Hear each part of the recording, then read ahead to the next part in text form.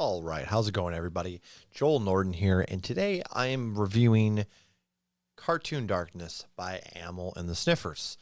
This is the third album by Australian pub rock and punk band Amyl and the Sniffers, and it was released the 25th of October.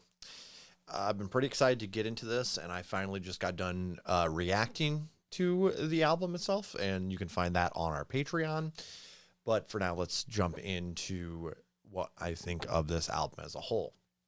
I'm going to start with things I'm not a huge fan of and move into the positives.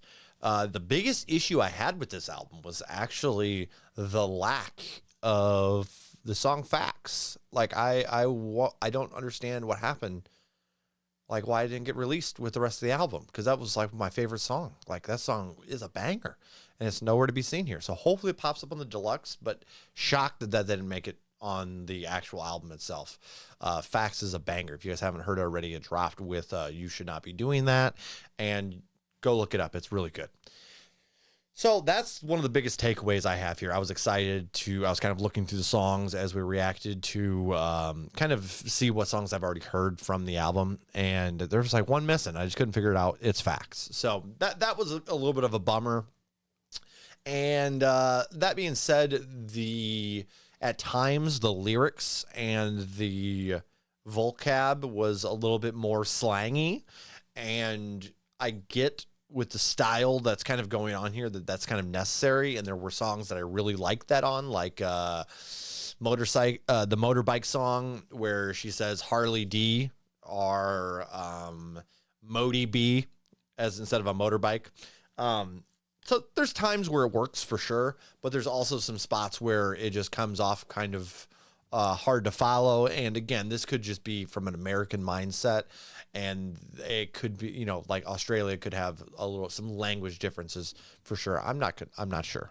But the other one that I'm thinking of is doing in me head. Like, I just struggle with that whole structure, title of a song.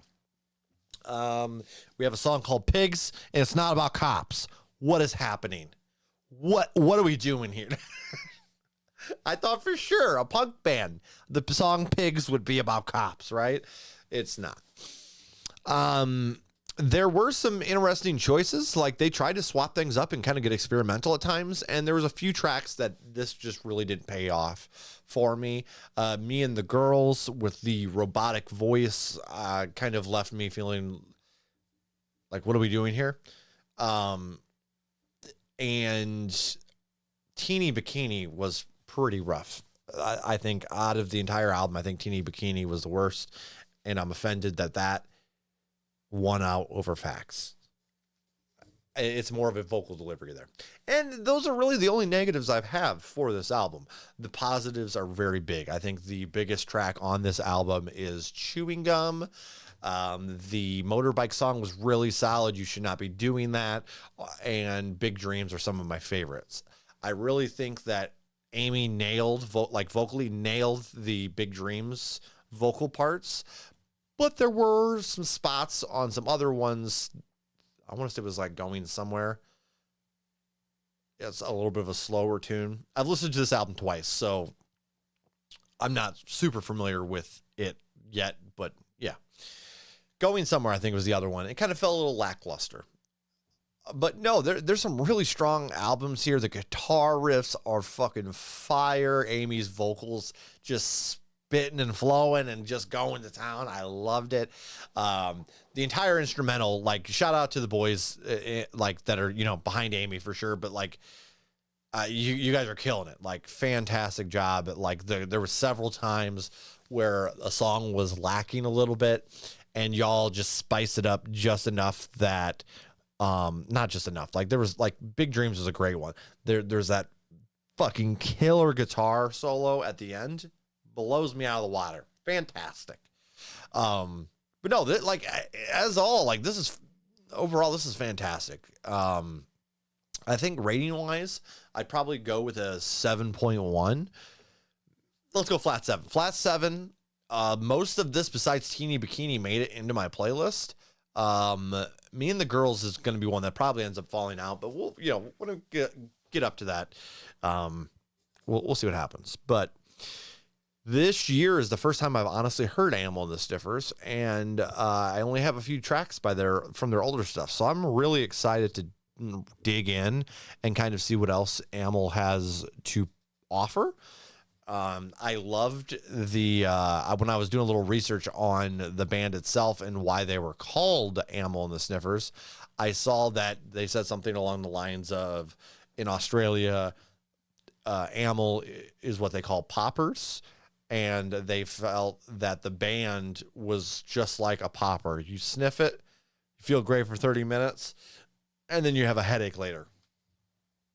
Thought that was hilarious. I will say there was also on this album a lot more rock vibes than I expected.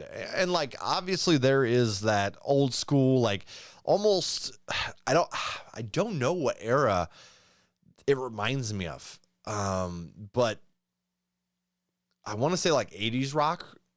Like it could be a little earlier than that, maybe late 70s. The way the guitar specifically, like the tone and the shreddiness of that guitar, oh man, it does things for me. It does a lot for me. I love it.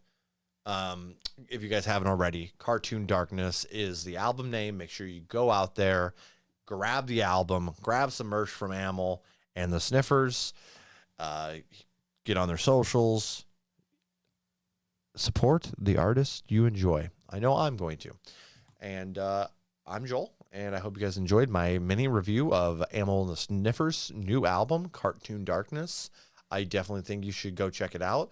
All my complaints about it are rather minuscule.